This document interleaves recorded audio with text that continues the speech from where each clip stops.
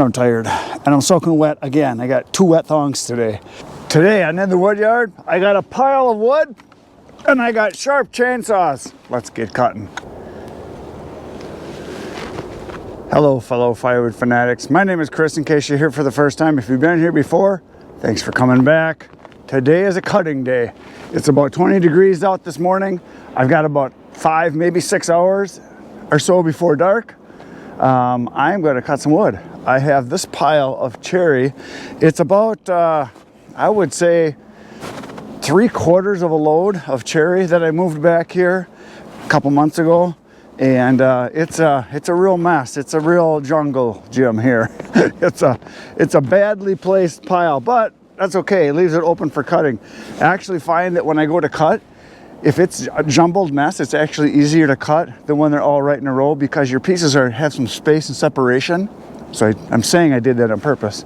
But yeah, this whole pile can be cut. And I was just looking at it, trying to figure out how I want to approach it because I have to plan not just how I'm going to cut, but what I'm going to do with the rounds when I cut them, where they're going to be tossed, and then after that, how I'm going to approach the splitting and what I'm going to do with the split pieces. So you got to think in stages of, you know, where it is, where I can move it to get it out of the way as I cut, and then when I go to split it, where am I going to put the splitter, where am I going to move the split pieces to let them fall off and be split, and then where it's going to be stacked after that, because I want to do it all right in one spot. So you got to kind of think, you got to move it one way, then you go the other way when you split, and then you start kind of where you cut for the stacking. So it's kind of in stages, and it's a big long pile here. So, and I'm kind of up against the woods right here. I can see there's really nowhere to go that way. Plus my property line is like those small trees you see right over there. That's kind of the edge. So I could go that way a little bit, but I don't think I'm going to. The open space is kind of out here a little bit. And my tree right here, this is a walnut tree I planted a few years ago. It's kind of in the way, but I don't want to cut it down because I planted it. And it's a walnut tree, so I think it's going to stay. I did move a couple pine trees out of here, a couple of these balsams out of here. They're not pines, they're balsam. And I've got a little open area right here. So I'm thinking what I'm going to do is I'm going to start cutting right here on this end. I'll throw the rounds over here and then I'll just build this direction. This tree is going to go, and then the trees from here over are going to stay. So I have this open area right here. So I'm going to cut, throw the rounds right into this open area here, work my way into the pile that direction, and then when I get to that end, I then have to go over to that pile and cut because I got to cut that whole pile too. And so I think I'm going to move this pile this way and then this pile this way. And then when I go to split, I will probably start on the far end down here. Go down in this corner here. I'll probably go down, it should end somewhere. When I get done cutting, my pile should be migrated so that this is open right here. And then I can clear this stuff out right in here. Cut this little brush down in here. There's a brush pile right here. I can move that back because I want to start stacking it right in this area right here as I split. So I want to split it and have it fall that way and then fill this whole area in right through here all the way going up into here. And I think that's the plan. I think that's what I'm going to do. So because once I start, you kind of end up going that direction. It's time to get cutting. Here we go. Well, I just fueled up all 3 saws, and I'm going to talk a little bit. I've mentioned this before, but I'm going to mention it again because there's new people to the channel that haven't heard this before. I run 3 saws all the time. Well, not all the time, most of the time. And the reason I do that is because I have 3. No, the main reason is I like to give the saws a break in between. If you just keep cutting with the same saw, tank after tank after tank, the saw doesn't really get any rest in it. And heat is a very big thing for a saw to not have. You want them to cool off. So if I cut with one saw, then I go to the next saw, then I go to the next saw. What that enables me to do is to keep cutting, number one. Sometimes all 3 saws will get dull, and then I go sharpen all 3 saws. Sometimes one of them is still plenty sharp and I'll cut another tank. But by giving the saws a break, it kind of lets them cool down a little bit, which is good. It allows me to keep cutting, obviously, to have 3 saws. Because once I get in a groove, once you get hot and sweaty and you're cutting, I just want to keep going. But I kind of have a procedure that I do when I am cutting. Number 1 is that I fill up all the saws, I sharpen them all, which they're all done already, and then I fill all of them up and I put the oil in first. I always put the bar oil in first because it's okay to run out of gas, but not bar oil. So I put the bar oil in first and then I put my gas in. And I do all 3 of them at one time. And then when I get ready to cut, I put my earplugs in next. The next thing that I do is I start one of the saws. And then while the saw is idling, warming up, I put my chaps on, I put my helmet on, kind of get stuff ready, and then I warm the saw up gradually. That's very important, especially for a cold saw. Now my saws have been inside for, well, overnight since I sharpened them. So they're probably a little bit, below room temperature right now because they've been out here for 10 minutes since I loaded them into the truck and drove over from my building.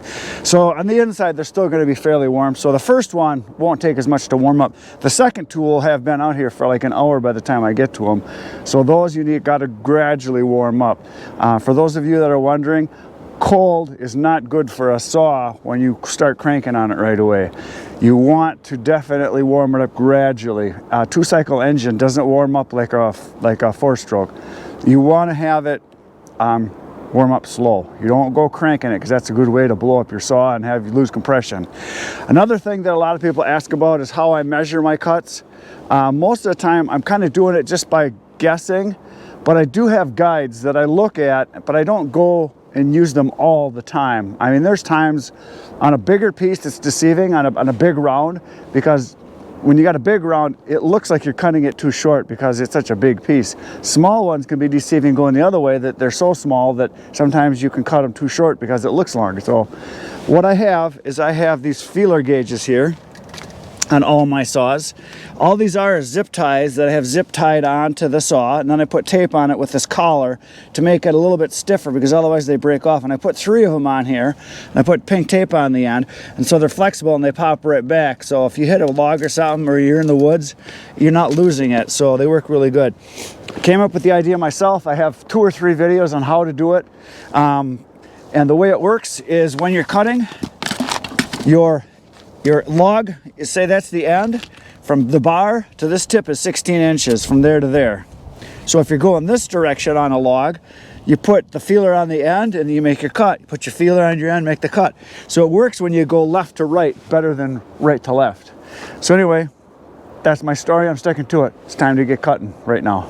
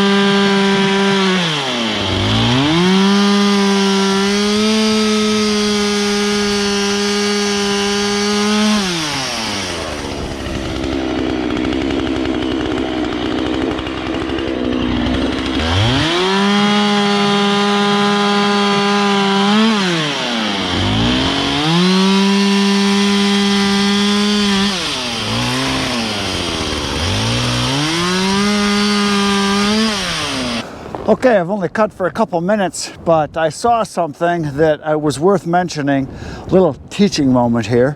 I get asked all the time by guys on the channel, how do I know the kinds of wood that I'm either cutting in the woods, or when I'm cutting in a log pile, or when I'm splitting it that I can separate it, or even when I've got it in a pile of pieces that are stacked, you know, in a row. I can usually identify what it is. Well, it's because I spend a lot of time with it. This is not something that is gonna happen quick for you if you're just starting or if you don't know your wood really well. It takes, I'm always learning about what kind of wood I have, because there's subtle differences that you look for. You know, obviously leaves, if you're in the summertime, if there's leaves on the tree, you can tell. And look at the bark, the shape of the tree, the shape of the branches. You got to look at young trees versus old trees. The buds, you can tell sometimes by looking at the buds. The fruit on the tree, you know, what kind of acorn it's producing, or hickory, if it's hickory. There's a lot of things that you can look at to figure out what kind of wood it is. When the bark comes off and it's split and dried and it turns gray, it's a lot harder, but you can still do it if you split it open sometimes, or if you kind of know what you had in that pile. You can look at it, you can feel the weight of it, sometimes helps. There's a lot of indicators, and it's not something you're going to learn in me telling you, you know, in 5 minutes. And I have people all the time on the channel say, you know, can you please tell me what the difference is between hard oak and, red oak and white oak and bur oak and the different kinds of hickory. There's shagbark hickory, and there's bitternut hickory, and there's different kinds of ash, there's different kinds of elm, there's different kinds of every kind of wood, different kinds of aspen. You know, there's sawtooth, and there's is it big leaf, or there's a couple different kinds of aspen. So anyway, I saw something here in this pile when I was cutting that is a good little learning lesson here. Now this is supposed to all be cherry, because that's what I ordered in this pile. There's supposed to be cherry in here, but there's more than cherry. This very first log that I cut, you can see right here, is maple. See how white it is, and it's got that dark center? If you look at the bark, it is not cherry, it is maple. Now this, I might flip this one over here. This is what the bark starts to look like on maple as it gets older. You'll have that little moss growing on. It's kind of a rougher bark. And then cherry looks like this right here. This is cherry, and cherry will be red with some white sometimes. And the bark looks like this. So that's cherry. But then, as I was cutting, well, there's another piece of maple right here. That's a piece of maple. I can tell by the bark and the inside of it. Right here is a piece of oak. This is red oak. Right here, a piece of young red oak. And so that's what that is. Down here I saw here's another piece of, what did I see? There was a piece I saw in here that was something else. Somewhere down here. I don't know where it was. Well, maybe it was over here. Oh, right here, you can see it right here. This right here is shagbark hickory. And right here is a piece of oak. And right here, this one, right here, this is a piece of elm, this one right here. I don't know which kind of elm, but that's elm. It could be gray elm, it could be slippery elm, I don't know. Here's another piece of hickory right here. You can see how the bark is a little different.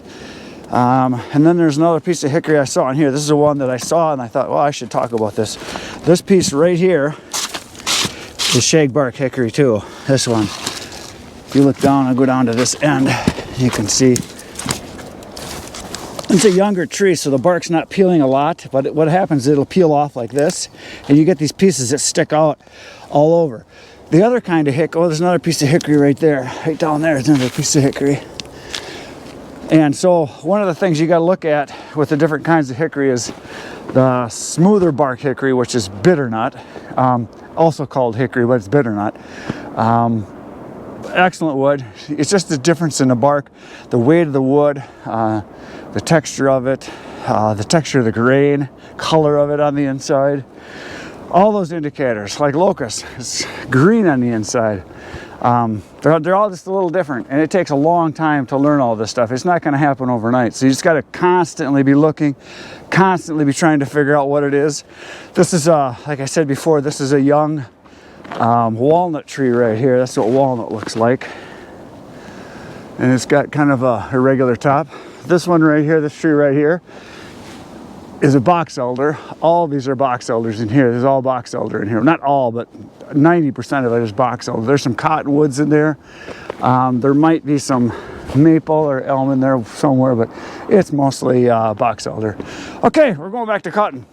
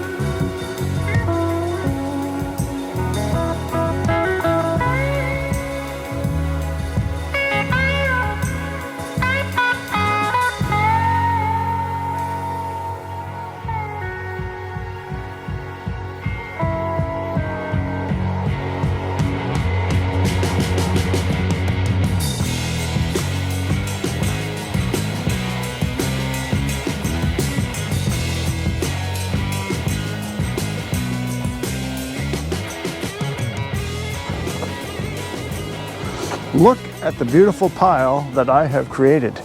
So what I did is I cut through the cherry right over here. This is all hickory right here, and there's the maple right there. So I am separating it pretty much as I go. I'll separate it better when I split it, because I do want to keep the cherry all together. I want the maple to stay together, and I want for sure the hickory to stay together, because the hickory is hard to get, and I got a couple guys, that's what they really like for smoking. And I see there's another piece of hickory right here, and I saw another one somewhere in here. Right down here, there's another piece of hickory right here. And I see there's another one down over there, so there might be some more in here somewhere too. But I'm gonna go in. My saws cut really good. The two of them cut right to the end. They were as sharp as could be, really good. But one of them, my first one, I hit the ground, and I also cut this here. Look at this chunk of sod. Frozen right on there. I didn't cut this one, but I cut another one just like it, but I saved that just to show you. That's what you got to watch out for. And that's from when I loaded it, moved it from over there over to here. I scooped up some sod and it got frozen on in there, so you got to watch out for that. But I'm going to go in, I'll get a bite to eat, sharpen up the saws, tighten up the chains, and I am soaking wet on the inside, and that happens when you're working hard cutting and chucking wood. And so it's about 30 degrees, but it's real windy, so it's going right through my leg on. It's like a t-shirt underneath here, so I got to go inside and change my thong because I'm wet. And I do that a lot on days when I'm going to be cutting. Even if it's warm out, I'll bring a change of clothes for underneath because you get just soaking wet. Instead of being chilled or just miserable because everything's sticking on the inside, I'm going to go in and I'm going to change. So I'll be back like that. I am back. The saws are sharp. I gassed them and oiled them up. I changed my thong. I have dry undergarments on. I put a new dry hat on, new dry coat. Everything was wet, so I got dried off, and I've got about 2 hours left to work. I got a phone call while I was inside. It took an extra half an hour, so I was in there for almost an hour. So I am back, and I'm going to attack the pile. We'll see how much we can get done right now.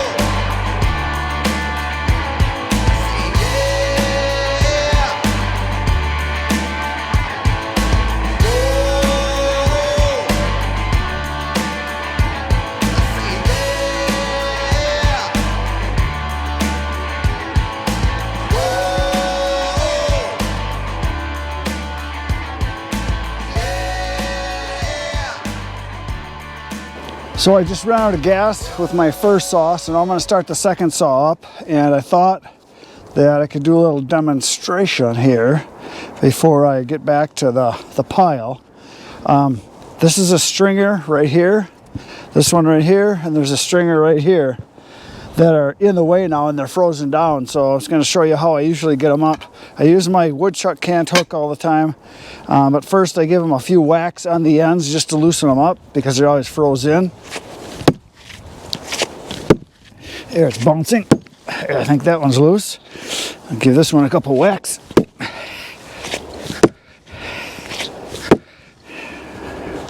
Still froze in on this end. There we go. This one more. Yeah, they're bouncing. So yeah, I use I think it's an 8-pound maul I have there. That's all I really use it for, because it's too heavy to swing all day long and split. Not that I do that much anymore. But yeah, this cant hook I have, I just roll it out of here. Get it off the ground. And I could use this a lot more, you know, to hold logs up and do this. But when you're in a pile, it's all off the ground anyway. So I already started the saw up, so it's warmed up. So all I gotta do is start it and cut.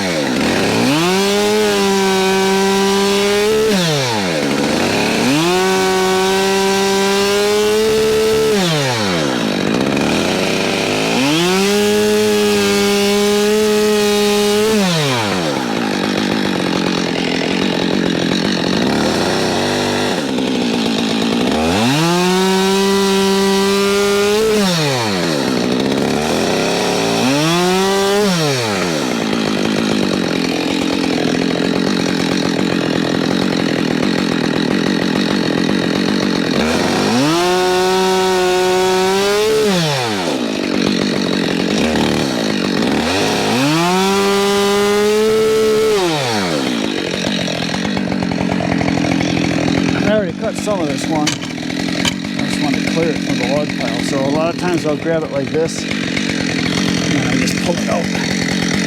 So it's pretty good. There it is. Free. Free at last. Thank God Almighty, it's free at last.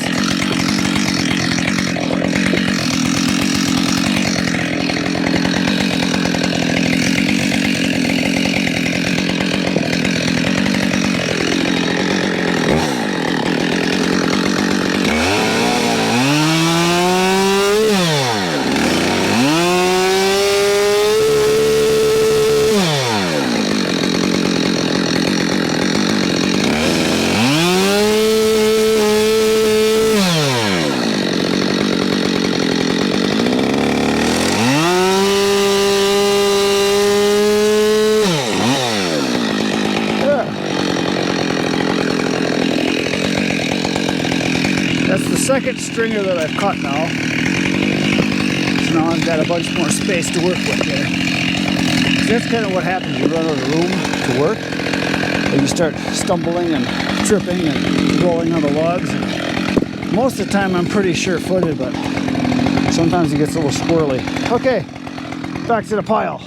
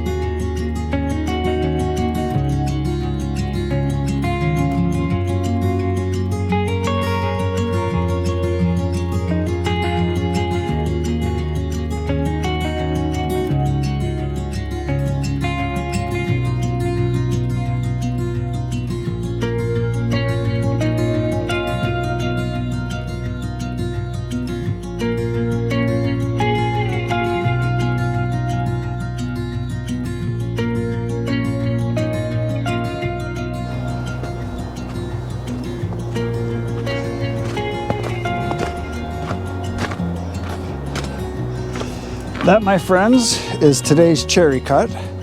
There is hickory right here. I tossed a bunch of maple right there.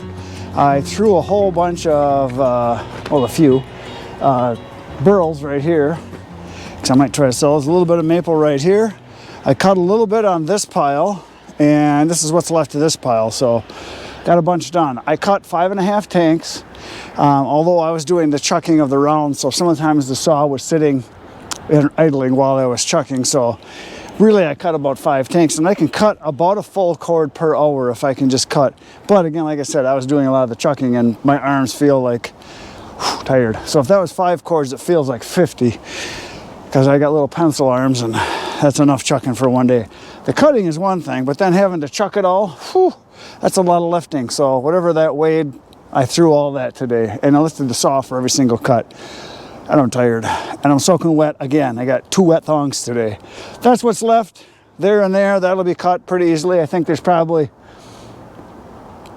3 tanks worth, maybe 4, and then I'll be done with that. But there is today's carnage. It is complete. Tomorrow, I'm going to come back. You should come back. It'll be fun. Between now and then, get outside, get cutting. Good night, Irene.